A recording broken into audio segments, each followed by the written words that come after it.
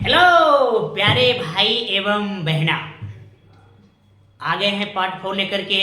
और सबसे पहले आपको बेस्ट ऑफ लक, आपका एग्ज़ाम स्टार्ट हो गया है, उसके लिए ढेर सारी शुभकामनाएं। बढ़िया से एग्ज़ाम में आपको लिखना है, जो जो सब्जेक्ट चल रहा है आपके पास आते रहेगा। वीडियो में देखना क्या है भाई, 10-5 मिनट 1 घंटा जो भी वीडियो का है आप देख लीजिए, एक दो बार रिवाइज कर लीजिए, टाइम कम भी रहेगा तो आप आराम से देख सकते हैं। तो नेक्स्ट पार्ट एंजॉय कीजिए। देखो इंटीग्रेशन का क्वेश्चन, ये ऊपर x plus 1 by root over 2x square plus x minus 3 है। ठीक है भाई, देखो जब भी आपके पास ऊपर लिनियर नीचे क्वाड्रेटिक दिखे, ऊपर लिनियर नीचे रूट में क्वाड्रेटिक दिखे, आगे लिनियर रूट में क्वाड्रेटिक दिखे, ये तीनों का एक रूल है बाबा। वो रूल क्या है याद करिएगा, लिनियर बराबर a d x quadratic plus b, ये लिखा जाता है। ये तीनों में सेम नियम है, आपको इस फॉर्म में दिखे, चाहे इस फॉर्म में दिखे, चाहे इस फॉर्म में दिखे। ठीक है, ये आप माइंड में सेट रखिएगा। उसके बाद हम आ जाते हैं इस क्वेश्चन को लेकर के। देखिए ऊपर लिनियर दिख रहा है आपको, नीचे क्वाड्रेटिक दिख रहा है, ये नियम में लगा दीजिए कि लिनियर बराबर आपको लिख देना है A D x quadratic. Quadratic में जो रहेगा वो लिख देना है आपको ऐसे। रूट नहीं लेना है बाबू, रूट से बाहर रखेंगे हम लोग, सब रूट लेना ही नहीं है आपको। यहाँ पे रूट रहे ना रहे, यहाँ पे रूट कभी नहीं आएगा। अब इसको डी एक्स का मतलब होता है डिफरेंशिएशन। तो भाई टू पहले था, पावर आ करके बन जाएगा 4x, x का 1 होगा, 3 का 0, उसको हटा दिए, प्लस इसमें b रहेगा बाबू, तो आपको यहाँ पे प्लस b ले लेना है। उसके बाद हम लोग को a b निकालना है, उसके लिए करते हैं कंपेयरिंग द कोएफिशिएंट। इधर x के आगे में कितना है 1, इधर x आगे में कितना है 4 इंटू a, तो 4a, a का मान डायरेक्ट निकल गया 1/4। अब कांस्टेंट से कंपेयर कीजिए, इधर 1 है, यहाँ पे a होगा, यहाँ पे प्लस में b होगा, तो a का मान यहाँ रख दीजिए 1/4 प्लस b का वैल्यू आ जाएगा 1 माइनस करेंगे 1/4, तो हम लोग के पास आ जाएगा 3/4। ये भी मिलने के बाद हम करेंगे क्या, क्वेश्चन में वापस रिटर्न करेंगे। देखिए वो क्वेश्चन में x प्लस 1 की जगह हमें x प्लस 1 के प्लेस पे ये आ जाएगा बाबू, देखो ये पूरा। ठीक है, तो चलिए x प्लस 1 की जगह में आ जाएगा a into 4x plus 1 plus b, जो नीचे में है वो रहेगा वैसा ही, under root 2x square plus x minus 3 root over. चलिए उसके बाद क्या करना है वो जरा देखा जाए। इसको अलग अलग कीजिए आप, अलग अलग मतलब a यहाँ पे है 4x प्लस 1, इसके नीचे ये पूरा आ जाएगा 2x square plus x minus 3 dx, इसको अलग अलग कर सकते हो, प्लस b बाई, ये देखो b के नीचे भी वही आ जाएगा आपके पास 2x square plus x minus 3। सबको पता है ये समस्पेशन में आ गया है। अब ये जानते हो नीचे वाला को t मानोगे ना, ये रूट के अंदर लगाओ तो ये आ जाएगा, लेकिन उससे पहले a और b का मान रखना पड़ेगा। a और b का मान कितना आया है 1/4, बाहर ले लीजिए, बचेगा आपके पास 4x प्लस 1, नीचे हो जाएगा 4x square plus x minus 3 root over, और ये हो गया dx, प्लस यहाँ b का वैल्यू है आपके पास 3/4, वो भी चाहो तो बाहर ले सकते हैं। ये बचेगा आपके पास 2x square plus x minus 3, इसमें ना एक काम करिए 2 बाहर ले लीजिए पहले। देखो 2 बाहर लेंगे तो यहाँ देखो 1/2 इंटू एक्स हो जाएगा माइनस 3/2 बन जाएगा, ये अंडर रूट, पता है ना 2 कॉमन लेना है, इसमें नहीं है तो 2 से इंटू डिवाइड करेंगे, यहाँ भी करेंगे तो इंटू ला पार्ट बाहर आएगा, डिवाइड ला पार्ट रह जाएगा। ठीक है, इस तरह से हम लोग आगे बढ़ते हुए जा रहे हैं। इसको तुम ना t मानिए, मतलब इसका डिफरेंशिएशन ऊपर वाला आ रहा है। देखो ये रूट के अंदर ला को भी t मानोगे तो काम हो जाएगा, पूरे को भी t मानोगे तो भी काम हो जाएगा बाबू। ठीक है, कैसे होगा जरा देखना। अब इस पूरे को हम डिफरेंशिएट करते हैं चैन रूल लगा के, पहले रूट का गेम करते हैं। रूट का फॉर्मूला होता है 1/2 रूट x, मतलब डिफरेंशिएशन हो रहा है, ये t मानने के बाद हमेशा डिफरेंशिएशन होता है। अब फिर हम इसको अंदर ला करेंगे, 2 बाहर है, यहाँ फिर करेंगे तो हो जाएगा आपके पास 2x, फिर x का 1, 3 का हो गया 0, इधर आएगा t का dt dx। ठीक है, अब ऊपर से देखिएगा हो जाएगा आपके पास 4x प्लस 1, नीचे आ गया आपके पास 2x square plus x minus 3 root over, यहाँ पे है dt dx, dx को इधर भेजा जाए, ये 2 उधर भेजा जाएगा 2 dt। तो नोटिस कर लो पूरा ये वाला पार्ट आपको दिख रहा है, ये पूरा की जगह में 2 dt आ जाएगा, या फिर रूट के अंदर लगा बेटी मानते थे, ये ले जाके रूट टी बन जाता। देखिए 1/4 बाहर है, ऊपर में हो जाएगा आपके पास 2 dt, पूरा फिनिश हो गया इतना में। ठीक है, तो ये 1/4 बाहर आ गया, 2 बाहर ले लोगे इसका तो बचेगा आपके पास 1 dt। इधर का गेम क्या है भाई, इधर सम स्पेशल है, ये 2 बाहर ले लेंगे, 3/4 तो पहले से बाहर आया हुआ है, इसमें 2 बाहर आएगा तो एक √2 बाहर आ जाएगा। फिर यहाँ पे आपके पास x² + kx, ये मेरा फॉर्मूला यहाँ अप्लाई करो, एम कुमार फॉर्मूला, तो हो जाएगा x + 1/4 का होल स्क्वायर माइनस 1/4 का होल स्क्वायर और -3/2 का स्क्वायर है ये, सॉरी -3/2 ही रहेगा, वो स्क्वायर में नहीं है। चलो ऐसा dx इंटीग्रेशन तो रहेगा ही, यहाँ पे इंटीग्रेशन लीजिए, कोई बात नहीं है, बाहर कर देंगे इसको, ये हो जाएगा 3/4√2। इधर बच रहा है आपके पास dx, दिक्कत होगा बताइएगा, ये हो गया आपके पास x + 1/4 का होल स्क्वायर, इधर देखो कितना आएगा, -1/4 का स्क्वायर करेंगे तो -1/16, ये हो गया -1/16 और ये हो गया -3/2। ठीक है, कैलकुलेशन करना पड़ेगा आपको, 3 ये हो जाएगा पास 4√2, ऊपर हो गया dx, नीचे हो जाएगा x + 1/4 का होल स्क्वायर, इसका एलसीएम चाहो तो ले लीजिए, एलसीएम 16 आ जाएगा, फिर ये -1, फिर ये आप इसको 8 से इंटू करेंगे ना तो ये 16 आएगा, तो 8 × 24 हो जाएगा। ऐसे कैलकुलेशन थोड़ा ध्यान देना है, कैलकुलेशन में दिक्कत नहीं होना चाहिए, मैथ मीन्स होता है कैलकुलेशन, मैथ कैलकुलेशन मजबूत होगा, मैथ बहुत आसानी से बनेगा बाबू। फिर देखो ये होगा 25 कितना 16, तो इसको -5/2 का होल स्क्वायर आप लिख सकते हो, 5/2 का होल स्क्वायर √dx। इसके बाद मैं ना थोड़ा इधर मिटा लेता हूँ आपको, इधर आप नोट कर लेंगे, इधर मैं मिटाता हूँ, उसके बाद यहाँ से उसी को हम बना रहे हैं, क्योंकि बस आपका वीडियो बनी रहा है, अगर आप पीछे करेंगे फिर ये रिटर्न हो जाएगा। अब ये देखिए यहाँ पे जो आपके पास आया है ये है 2/4 1 dt, ये dt में है, उधर आपके पास वहाँ पे प्लस था, देखो ये बीच में प्लस था, हमने ब्रैकेट दिया था वहाँ पे, तो +3/4√2 आ गया।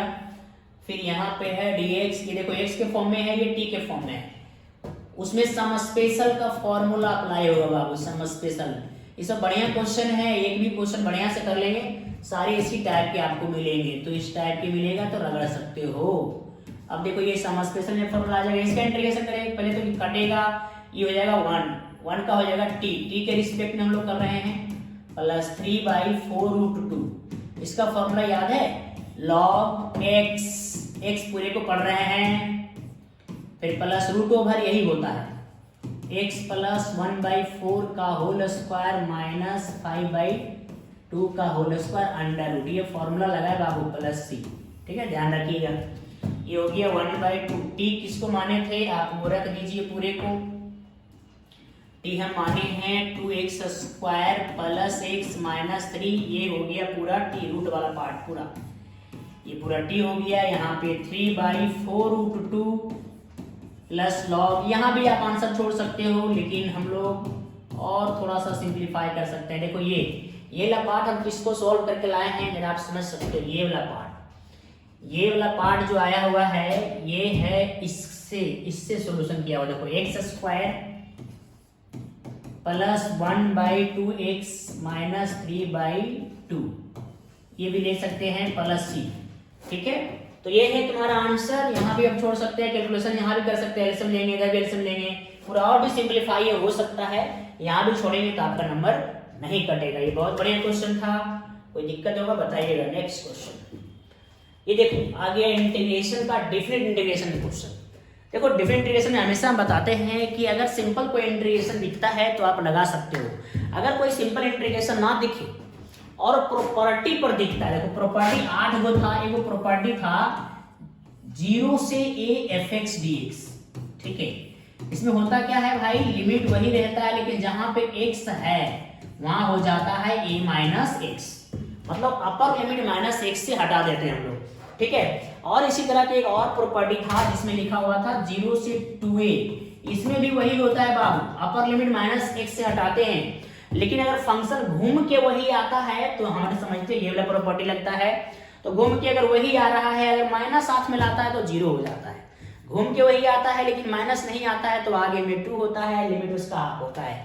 ये है इसका प्रॉपर्टी। इसका प्रॉपर्टी सिंपल है, अगर अपर लिमिट माइनस एक्स से हटाएंगे फंक्शन बदल जाएगा, फंक्शन बदल जाएगा, समझ जाइए ये लग रहा है। ये लगने के बाद हम क्या करेंगे वो भी हम बता चुके हैं। अब यहाँ देखिए क्वेश्चन के साथ साथ आपको हम ये चीजें सिखा रहे हैं। सबसे पहले जो क्वेश्चन रहेगा उसी को कुछ इक्वेशन मान लेना, इसको इवैल्यूएट करने बोल रहा है, ठीक है। और जब भी आप प्रॉपर्टी लगाओगे, यहीं पे आई मान सकते हैं आप, जब भी आप प्रॉपर्टी लगाओगे तो पहले आई मान लीजिए हमेशा। आई मतलब इंटीग्रेशन या कुछ मान सकते हैं, लेकिन हम लोग जनरली इंटीग्रेशन लगा रहे हैं तो आई मानिए। अपर लिमिट माइनस एक्स से इसको हटा दीजिए, जहां जहां आपको एक्स दिख रहा है अपर लिमिट माइनस एक्स से एकदम बहुत सारे क्वेश्चन ऐसे बन जाएगा डायरेक्ट एकदम। खाली अपर लिमिट माइनस एक्स से बढ़िया से हटाइए, कैलकुलेशन पर ध्यान देते रहिए, उसके बाद देखिए आप आराम से बना सकते हैं। चलिए अब देखिए ये क्या बनेगा, हर जगह है π/2 माइनस एक्स हो चुका है, देखो ये पता है ना, बन जाएगा cos x, ये हो गया आपका sin x। नोटिस करिए फंक्शन चेंज हो गया, अगर साइन के साइन रहता तो समझते दूसरा प्रॉपर्टी लग जाता। यहाँ पे फंक्शन पूरे के पूरे बदल रहा है, ये cos x हो गया, ये फिर तुम्हारा sin x हो गया। फंक्शन अगर बदल जाएगा बाबू तो समझ जाइएगा जो हम प्रॉपर्टी लिखाए थे वो 0 से a वाला लग रहा है। इसको मानिए इक्वेशन नंबर 2, क्वेश्चन को 1 माने थे। और जब 4 नंबर प्रॉपर्टी लगेगा तो हमेशा हम लोग ऐड करते हैं, ये बात माइंड में बैठा लो बढ़िया से, रटने की बात नहीं है। ऐड क्यों करते हैं आपको तुरंत दिखेगा, i से i इधर हो जाएगा 2i, ये 0 से π/2। अब जरा ऐड करोगे बाबू, देखो ये वाला नीचे वाला इसका और नीचे वाला इसका, यानी एलसीएम तो सेम है, एलसीएम सेम है। 1 plus sine x into cos x लिखो, चाहे cos x into sine x, बात तो बराबर है। जब जिसके नीचे वाला सेम है तो ऊपर वाला डायरेक्ट ऐड हो जाएगा। ऊपर अगर ऐड कर दोगे तो sine x minus cos x, ये वाला भी ऐड हो जाएगा तो cos x minus sine x dx। देखो ये minus sine x plus sine x minus cos x plus cos x, ऊपर का गेम तो बच चुका है बाबू, ऊपर तो कुछ बचा ही नहीं। अगर ऊपर कुछ नहीं बचेगा तो सबके सब 0 हो जाएगा, 0 का इंटीग्रेशन 0 हो जाएगा, मतलब इसका आंसर आ जाएगा 0। हमको प्रूफ भी करने बोल रहा था, हमने प्रूफ किया, कितना आसानी है, आसानी से आप सीखे होंगे। शायद दिक्कत होगा तो बताइएगा बाबू मेरे। देखो भाई 43 नंबर क्वेश्चन मॉडल सेट का, जो कि क्वेश्चन है एरिया बाउंडेड से। क्वेश्चन होता है using integration find the area of the reason bounded by the parabola. भाई ये है पैराबोला, पैराबोला में 4 फॉर्म आपको दिखेगा। एक आपको ये दिखेगा y स्क्वायर बराबर 4ax, दूसरा में यहाँ पे प्लस रहेगा तो माइनस रहेगा, ये 2 हो गया। दूसरा x स्क्वायर बराबर दिखेगा प्लस माइनस 4ay। भाई ये पैराबोला का फॉर्म है, पैराबोला का 4 पार्ट आपका ग्राफ में दिखेगा।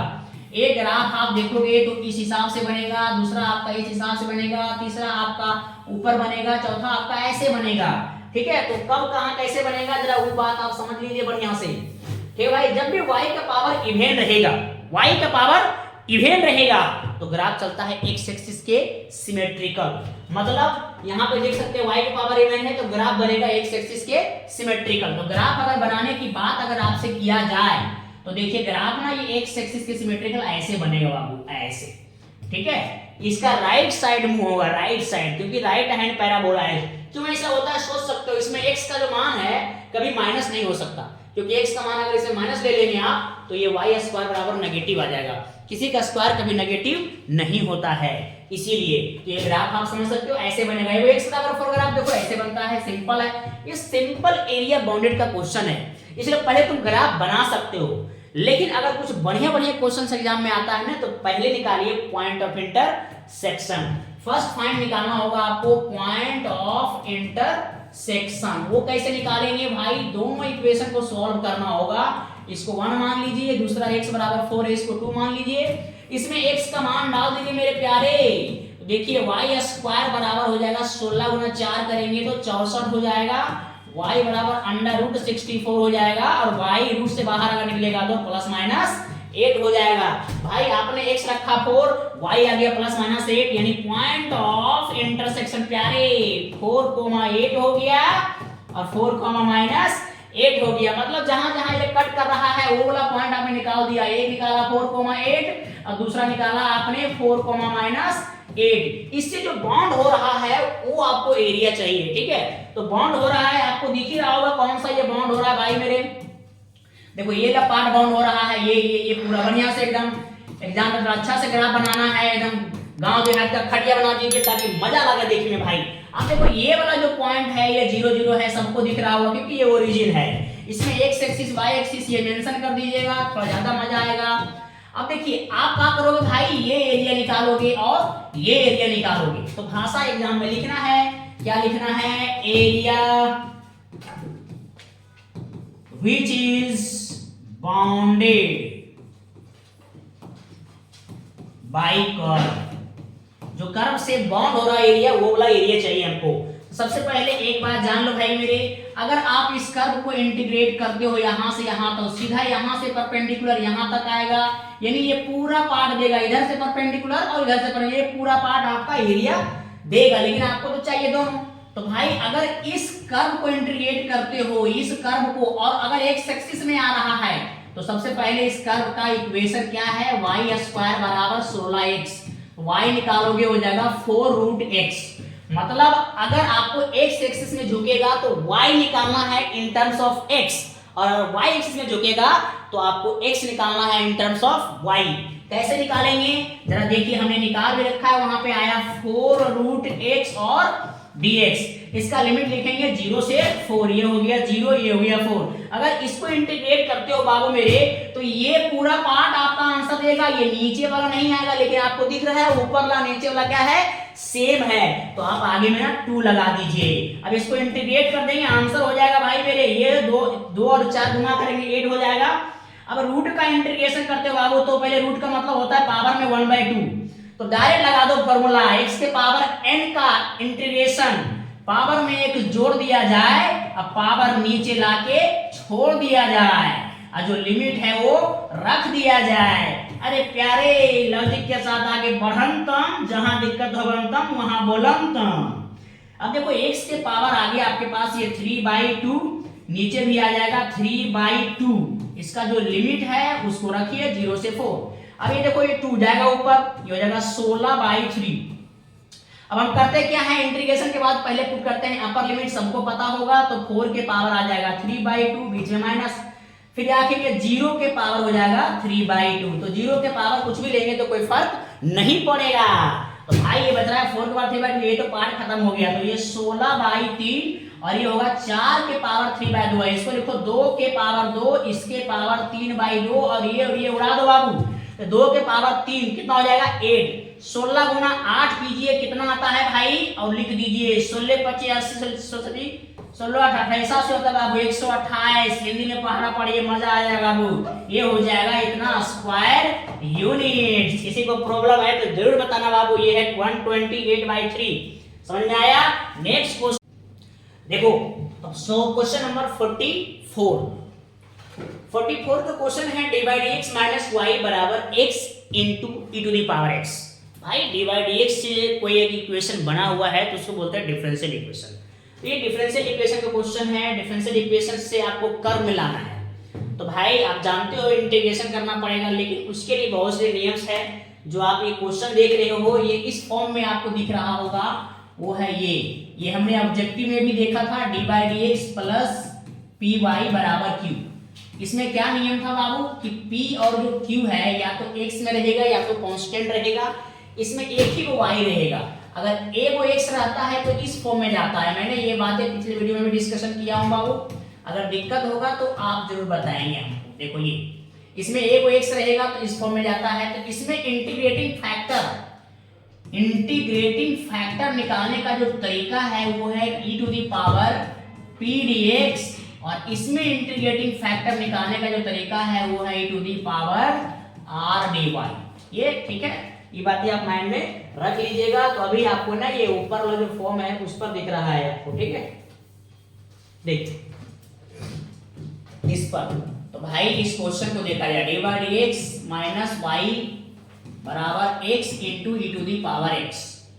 तो आप समझ सकते हो कि इसको हम ऐसे लिखते हैं dy dx प्लस यहाँ ले लेते हैं माइनस 1 इंटू वाई बराबर x into e to the power में x। तो p का मान हो गया -1, q का मान हो जाएगा x into e to the power x। सबसे पहले निकालना पड़ेगा इंटीग्रेटिंग फैक्टर, जो कि फॉर्मूला होता है e to the power p dx। ये बातें माइंड में सेट कीजिए, ये सब फॉर्मूला है। मैथ मतलब फॉर्मूला बाबू, ये फॉर्मूला अगर माइंड में नहीं रहेगा तो नहीं बनेगा। ई टू दी पावर हो जाएगा -x, ठीक है। ये मिल गया आपके पास इंटीग्रेटिंग फैक्टर। इसके बाद इसका जो फॉर्मूला था वो क्या था जरा समझ लीजिए।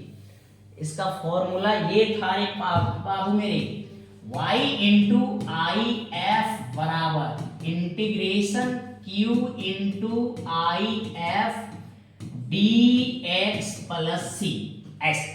तो y इंटू आई एफ आ गया है e to the power -x बराबर इंटीग्रेशन q क्या आया है, q आपके यहाँ देखो x into e to the power x, I F आ गया e to the power -x dx plus C. Integration के बाद हम लोग सी लगाते थे ना, लेकिन यहाँ से पहले से लगा हुआ बाबू, तो आपको अलग से कोई सी नहीं लाना है। देखो ये दोनों सेम है ना, बेस सेम रहने पर ही पावर ऐड करेंगे। जब पावर ऐड करोगे तो वो पार्ट समाप्त हो जाएगा, मतलब ई के पावर 0 आ जाएगा। ऐसे नोटिस करिए, किसी के माथा पे 0 उसका वैल्यू होता है 1। तो आपके पास बचेगा केवल x dx प्लस सी। अब इसका इंटीग्रेशन कर दीजिए प्यारे, तो x का इंटीग्रेशन होता है x² 2 प्लस सी। ये भी आप आंसर छोड़ सकते हैं, लेकिन बहुत लोग इसको y का मान निकाल लेता है। तो y का मान निकालोगे, इधर भेजना पड़ेगा x² 2 y में e to the power -x plus c by e to the power -x।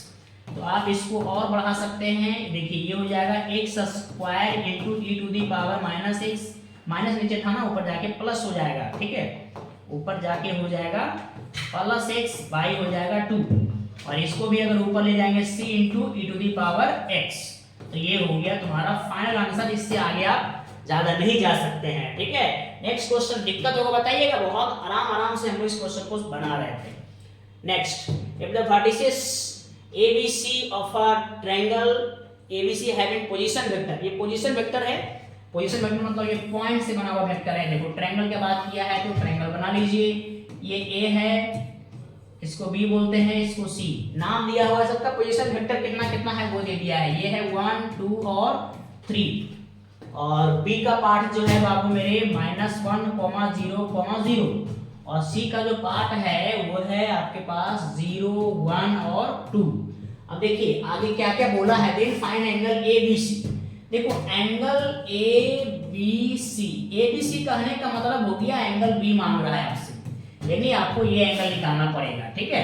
तो ये एंगल निकालने के लिए आपको ये वाला साइड यूज करना होगा और ये वाला साइड यूज करना होगा। ये बातें माइंड में समझ लीजिए आप अच्छा से, ठीक है। तो पहले हम निकालेंगे position vector BA। Position vector क्या निकालेंगे, BA मतलब होता है A माइनस B, यानी vector A minus vector B।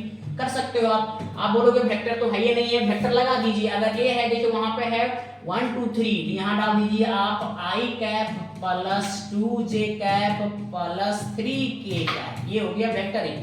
Minus vector B हो गया आपके पास minus i cap plus 0j cap plus 0k cap. ये देखिए, अब इसको घटा दीजिए जरा, घटाएंगे तो आपके पास क्या आ जाएगा, ये और ये घटेगा, माइनस माइनस प्लस हो जाएगा। ये हो गया आपके पास 2i कैप, फिर हो जाएगा आपके पास 2j कैप, ये हो जाएगा आपके पास 3k कैप, क्योंकि इधर 0 है, ठीक है। ये आप यहाँ से मिल गया आपके पास पोजीशन वेक्टर BA। अब जरा समझिएगा, BA निकाले हो तो BC निकालना पड़ेगा आपको। अब निकालेंगे हम लोग पोजीशन वेक्टर BC, ठीक है। ध्यान रखेंगे, अगर ये एंगल चाहिए आपको तो ये साइड चाहिए और ये साइड चाहिए। अगर ये एंगल चाहिए तो ये साइड और ये साइड, ये एंगल चाहिए तो ये साइड और ये साइड, ठीक है। इसे यूज करते हैं हम लोग निकालने के लिए। हम बता चुके क्लास में भी, फिर भी आप बोला चुके हैं तो याद कर लीजिए। BC को आप फिर से लिखेंगे vector C minus vector B। तो भाई C क्या है वहां देखिए जरा, C है आपके पास 0, तो यहाँ लिखिए 0i cap plus j cap plus 2k cap. बढ़िया समझिए, जहां दिक्कत है बोलिए। B हो जाएगा आपके पास कैसे, minus i cap plus 0j cap plus 0k cap. इसको माइनस किया जाए, ये और इससे माइनस करेंगे तो माइनस माइनस प्लस आ जाएगा i कैप, फिर ये हो जाएगा आपके पास j कैप, ये और ये माइनस करेंगे तो फिर से आ जाएगा आपके पास 2k कैप, ये मिल गया आपके पास पोजीशन वेक्टर ऑफ BC। ठीक है, अब देखिए आपको यहाँ पे एंगल चाहिए, एंगल का फॉर्मूला होगा cos थीटा बराबर, ये होगा vector BA dot vector BC by हो जाएगा वेक्टर BA का मैग्नीट्यूड इनटू BC का मैग्नीट्यूड। देखो ये, ठीक है, तो भाई ये दोनों का डॉट करना है, डॉट प्रोडक्ट तो सबको जानता है बाबू, मैं डायरेक्ट कर देता हूं डॉट। देखो BA और BC का डॉट करेंगे हम लोग, BA और BC का डॉट करेंगे, मतलब समझ सकते हैं इसका और इसका डॉट। डॉट कैसे होता है, I को I से गुना करेंगे, 2 into 1, मतलब यहाँ लिख सकते हो आप 2 into 1 प्लस, फिर यहाँ 2 into 1, यहाँ फिर से आ रहा है आपके पास 2 into 1 प्लस, फिर यहाँ आ जाएगा 3 into 2 आपके पास, तो 3 into 2 बाई में आ जाइए आप BA का मैग्नीट्यूड। तो मैग्नीट्यूड जानते हो ना, इसका मैग्नीट्यूड कैसे होगा, ये हो जाएगा आपके पास 2 का स्क्वायर प्लस फिर से 2 का स्क्वायर प्लस फिर हो जाएगा आपके पास 3 का स्क्वायर रूट ओवर इनटू, फिर इसका मैग्नीट्यूड निकालोगे बाबू मेरे, तो 1 का स्क्वायर प्लस 1 का स्क्वायर प्लस 2 का स्क्वायर अंडर रूट हो जाएगा। इसको जरा सॉल्व किया जाए, ये हो गया 2 2 4 और ये 6, तो 6 और 4 हो जाएगा आपके पास 10, ये कितना आ जाएगा 4 4 8 और 9 और 8 17 होता है, तो ये होगा रूट ओवर 17, और इधर आप ऐड करेंगे तो ये था आपके पास 2 का स्क्वायर, तो ये हो जाएगा आपके पास 4 और 2 6 हो जाएगा रूट ओवर 6। तो ये रूट से बाहर निकले या ना निकले, ये cos थीटा भी निकल चुका है मेरा, तो थीटा बराबर ये हो जाएगा आपके पास cos इनवर्स। इसको आप कैलकुलेशन भी कर सकते हैं, नहीं करेंगे तो भी कोई दिक्कत नहीं है, गुना भाग है कर लीजिएगा, ये छोटा मोटा बात है, कोई दिक्कत होगा जरूर बताइएगा। ठीक है, नेक्स्ट क्वेश्चन बोलता है इफ y बराबर दिया हुआ है शो करना है, वो बोल रहा है, मतलब डबल डेरिवेटिव का क्वेश्चन आ गया, मतलब 2 बार डिफरेंशिएशन करना है आपको। ठीक है, सबसे पहले y बराबर लिखिए आपके पास 500 e to the power 7x plus 600 e to the power 7x, यहाँ भी 7x ही दिया है। ठीक है, तो चलिए हम लोग डिफरेंशिएशन करते हैं, 2 बार लिखेंगे यहाँ पे भाषा differentiation with respect to x, तो y का हो जाएगा dy dx, ये 500 है बाबू, फिर e to the power 7x और फिर यहाँ 7 into 1 हो जाएगा, चैन रूल लग रहा है, 600 यहाँ आगे कीजिए e to the power 7x, फिर से यहाँ आ जाएगा 7 into 1। अभी आप एक बार डिफरेंशिएशन किए हो, वो आ गया आपके पास 500 into 7 e to the power 7x plus 600 into 7 e to the power 7x। एक बार और आपको करना है differentiation, again differentiation with respect to x, ये बन जाएगा d2y dx2, ये हो गया 500 फिर 7 फिर e to the power 7x into फिर से 7 आ जाएगा प्लस 600 इंटू 7 फिर e to the power 7x into फिर से 7 आ जाएगा। समझ रहे हो ना, चैन लगा बाबू मेरे, तो देखो 7 7 2 बार यहाँ भी आ गया, यहाँ भी आ गया, तो आप चाहो तो उसको कॉमन ले लीजिए, d2y dx2, 7 7 कॉमन माने इनटू करेंगे तो 49 बाहर आ जाएगा, तो बचेगा कितना आपके पास, बचेगा आपके पास 500 e to the power 7x plus 600 e to the power फिर से 7x। अब नोटिस करिए यही तुम्हारा y था ना, तो यहाँ फाइनल देख लो प्यारो, कितना आसान क्वेश्चन, ये सब क्वेश्चन तो इतना आसान है कि सोच भी नहीं सकते। बराबर ये 49 और आगे फिर वही चीज आ गया जो क्वेश्चन था, तो हमने y रख दिया, आप इधर ला सकते हो, यही तो लाना है, प्रूव हो चुका है, कितना आसान है। हमने क्या किया, एक बार डिफरेंशिएशन किया, जो आया वो लिख दिया, फिर से डिफरेंशिएशन किया, 49 कॉमन आ गया, फिर वो y के बराबर आ गया, मान रख दिया, आंसर हो गया। समझ में आया कि नहीं आया, नोट कीजिए।